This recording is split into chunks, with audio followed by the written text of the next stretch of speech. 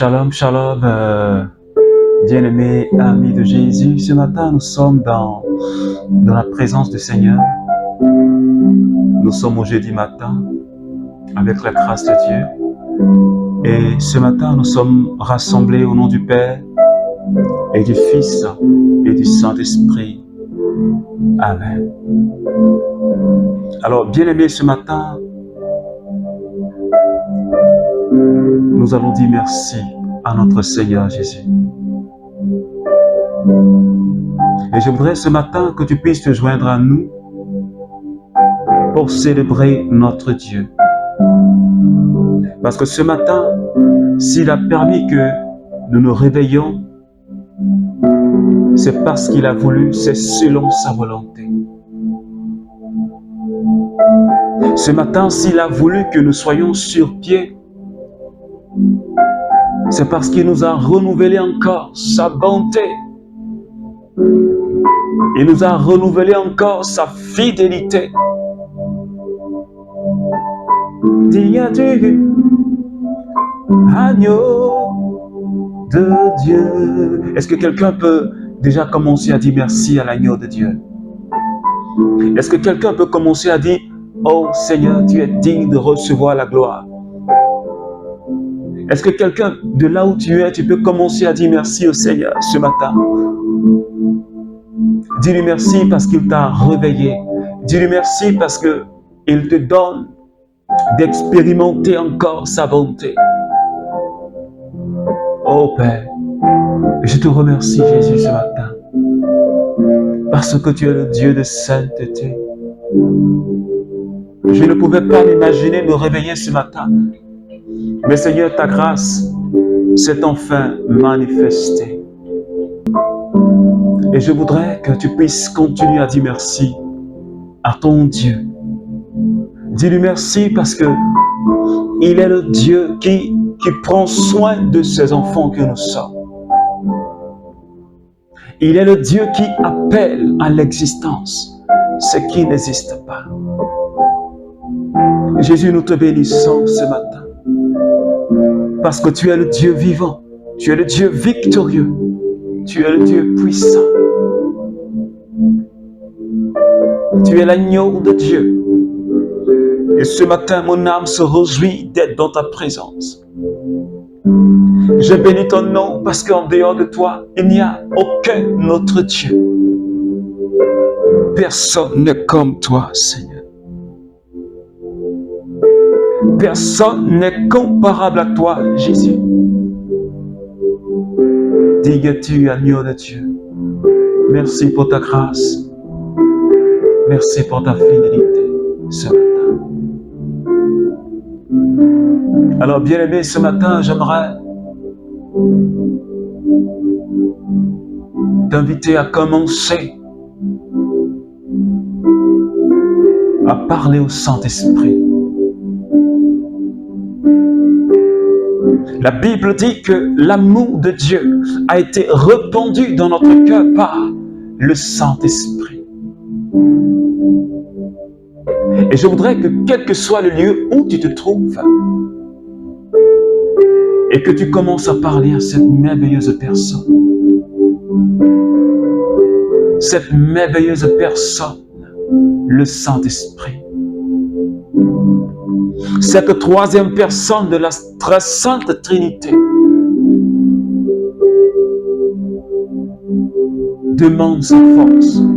Ce matin, demande sa force. La Bible dit que là où 2 ou 3 sont réunis, le Saint-Esprit est présent. Et ce matin, l'Esprit de Dieu est déjà parmi nous. Alors j'aimerais t'inviter, Esprit de sainteté, commence à parler à l'Esprit Saint. Commence à demander sa force. Commence à demander l'onction sur ta vie ce matin.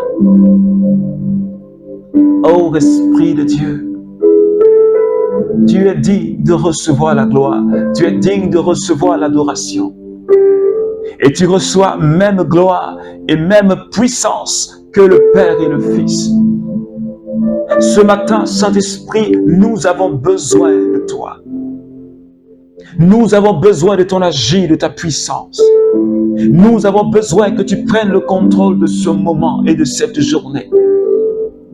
Parce que sans toi, Saint-Esprit, nous ne savons pas prier. Est-ce que quelqu'un peut continuer à parler au Saint-Esprit? Kontarabako rabraus kiriosata. Konta kabraus reoko rantaraus kesheri baranda. Monta kibros kiribaus sokata. Brai kibros kontariantaraus korakata. Rebebebe shondorobo sokakariantaraus sata. Merci Saint-Esprit ce matin. Parce que tu es merveilleux. Merci pour quelqu'un que tu es en train de visiter ce matin. Merci pour quelqu'un que tu es en train de toucher ce matin. Merci pour ta grâce qui est en train de se déverser sur nos vies. Merci pour l'amour que tu es en train de répandre, Seigneur, dans la vie de quelqu'un ce matin. Merci pour l'amour que tu es en train de répandre dans mon cœur, dans la vie d'un membre du renouveau charismatique. Seigneur, nous savons que rien ne t'est impossible. Je sais que rien ne t'est impossible. Et merci pour ce que tu es en train de faire ce matin. Parce que ta puissance, elle est réelle. Ton onction, elle est manifeste. Seigneur Esprit Saint, que la gloire te revienne, que la puissance te revienne, que l'honneur te revienne. Jésus de Nazareth. Alléluia. Gloire à toi, Seigneur. Seigneur, fais-moi voir ta gloire. Seigneur, fais-moi voir ta gloire. Ce soir, Seigneur, ce matin, merci parce que tu nous donneras d'expérimenter ta gloire. Béni sois-tu, Seigneur. Or, Jésus se rendit ensuite dans une ville appelée Naïn. Ses disciples faisaient route avec lui, ainsi qu'une grande foule. Quand il arriva près de la porte de la ville, on portait juste en terre un mort, un fils unique dont la mère était veuve. Et une foule considérable de la ville accompagnait celle-ci. En la voyant, le Seigneur fut pris de pitié pour elle et lui dit, « Ne pleure plus. » Il s'avança et toucha le cercueil.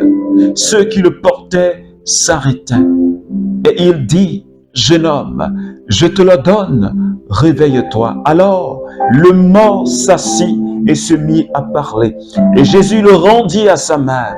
Tous furent saisis de crainte et ils rendaient gloire à Dieu en disant, un grand prophète s'est levé parmi nous. Alléluia. Alors, bien-aimés amis de Jésus, ce matin, mon cœur est débordant de l'amour de Dieu. Mon cœur est débordant de la présence de Dieu. Et ce matin, le Seigneur vient nous bénir avec cette parole. Depuis le lundi matin, nous sommes conduits par un thème, un merveilleux thème de semaine. Père, mon Dieu, pourquoi m'as-tu abandonné? Tiré de Matthieu chapitre 27, verset 46. Et ce matin, le Seigneur nous donne de méditer le 7e chapitre de Luc, à partir du verset 11, qui nous parle de cette femme veuve, qui venait de perdre son fils unique. La Bible dit que Jésus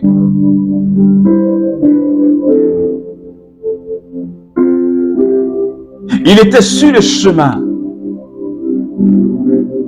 Il faisait route avec ses disciples et une grande foule l'accompagnait. Et quand il est arrivé à la porte de la ville de Naïn,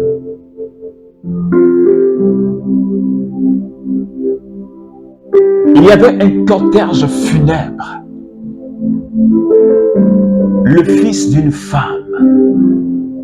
Cette femme qui a perdu son mari et le seul enfant qu'elle avait est décédé. Ah, que c'est difficile. Et cette femme pouvait dire, Père, pourquoi m'as-tu abandonné? Dans cette situation misérable, tu sais, Seigneur, que j'ai perdu mon mari. Et le seul fils que j'ai, qui était pour moi comme une consolation, vient de mourir. Père, pourquoi m'as-tu abandonné? Pourquoi je vis cette situation? Pourquoi tant de malheurs dans ma vie? Pourquoi tant de preuves dans ma vie, Seigneur? C'est ce que cette femme était en train de dire, parce que la difficulté était insurmontable. Et ce matin, quelqu'un est peut-être dans cette situation. Peut-être que quelqu'un vit une situation pareille, difficile. Comme si les malheurs s'enchaînaient. Un malheur après un autre. Et la situation est devenue insurmontable, intenable. Mais cette femme, quand elle a rencontré le maître de la vie, le maître de la vie ne pouvait laisser cette femme dans ses douleurs. Alors, il a été saisi de compassion et il a dit à cette femme, arrête de pleurer, essuie tes larmes. Et ce matin, le Seigneur est en train de dire à quelqu'un, je ne sais pas dans quelle situation tu es. Je ne sais pas quelle est la montagne insurmontable qui s'est dressée devant toi et qui te pousse à dire, Père, pourquoi m'as-tu abandonné? Qui te pousse à croire que Dieu n'est pas dans ta vie, qui te pousse à croire que Dieu t'a abandonné, qui te pousse à croire que si Dieu existe vraiment, pourquoi est-ce qu'il te laisse vivre une telle souffrance? Mais laisse-moi te dire ce matin, Jésus est Dieu et Jésus est puissant. Il a dit à cette femme, essuie tes larmes, arrête de pleurer, parce que je suis là, le maître de la vie, je suis la résurrection et la vie. Et ce matin, le Seigneur est en train de dire à quelqu'un, je suis la résurrection et la vie, je suis présent.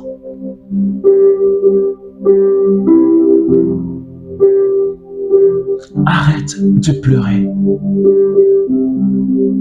Parce que tu as tellement pleuré. Arrête de pleurer. Et Jésus a touché le cercueil de ce jeune homme. Il a dit, jeune homme, lève-toi. Il dit, jeune homme, lève-toi.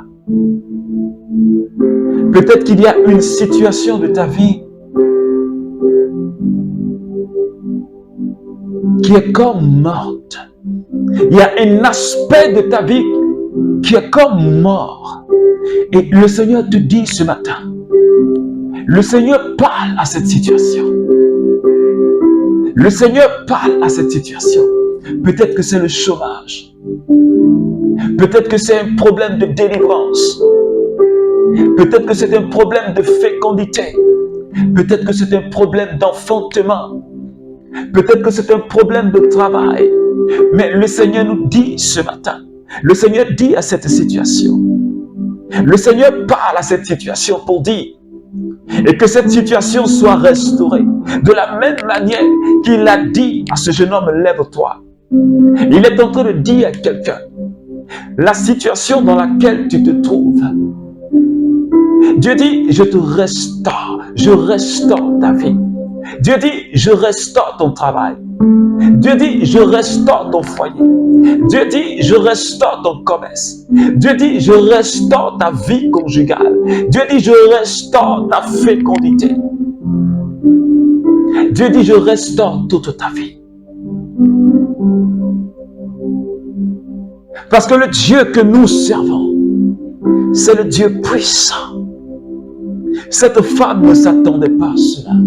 Elle voyait son espoir. Celui qui faisait son espoir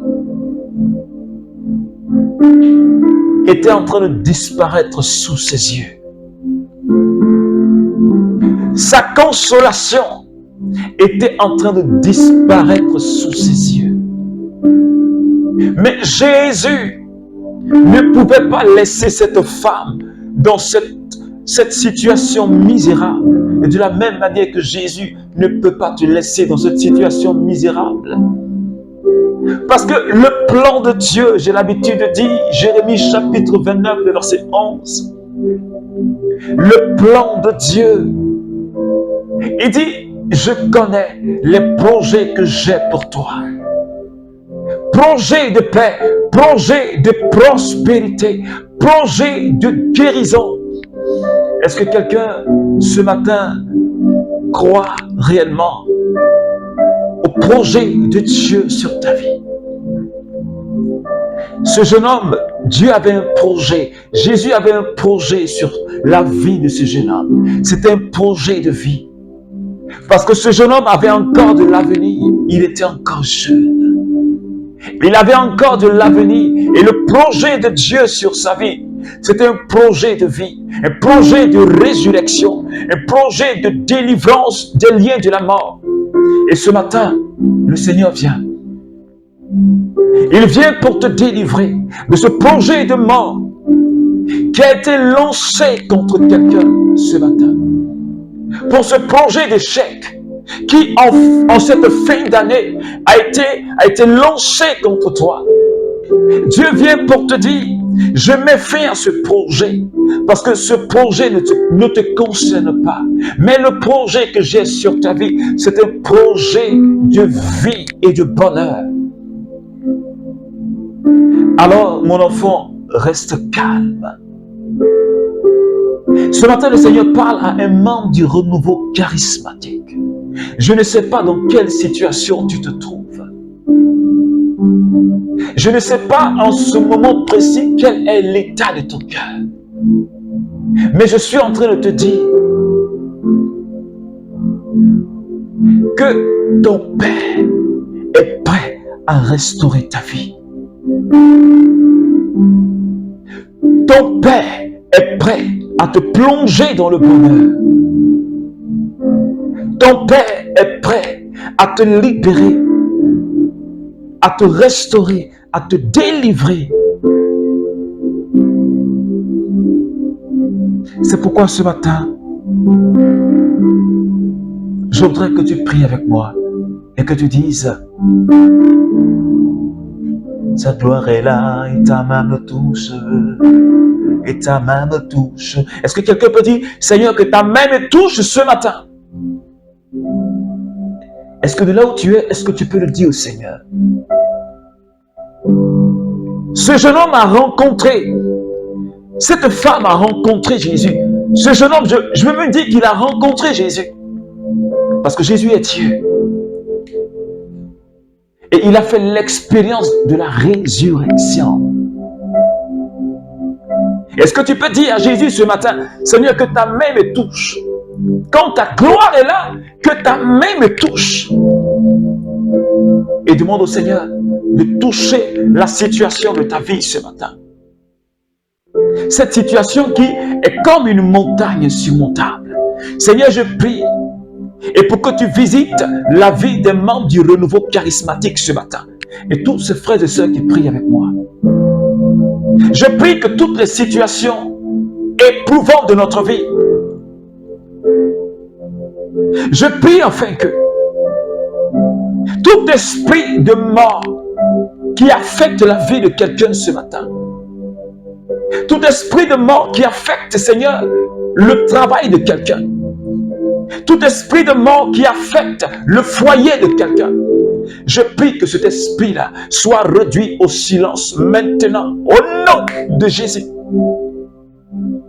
Je prie que tout programme de mort qui a été décrété sur la vie de quelqu'un ce matin, je prie que ce programme soit annulé et détruit par le feu du Saint-Esprit au nom de Jésus.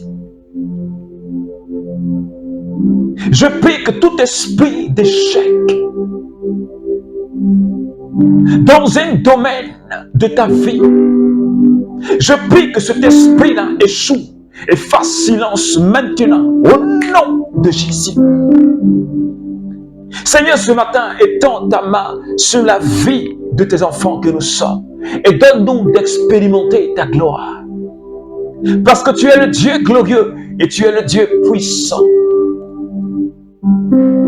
Béni sois-tu, Seigneur.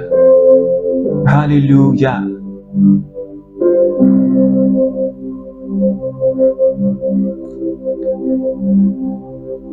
Gloire,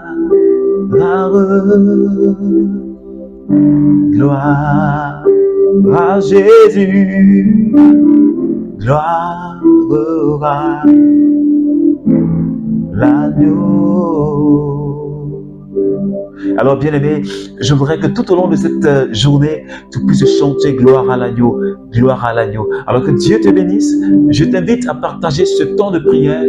Si cela t'a fait vraiment du bien, il faut le partager avec tes amis. Alors que Dieu te bénisse, au nom du Père et du Fils et du Saint-Esprit. Amen.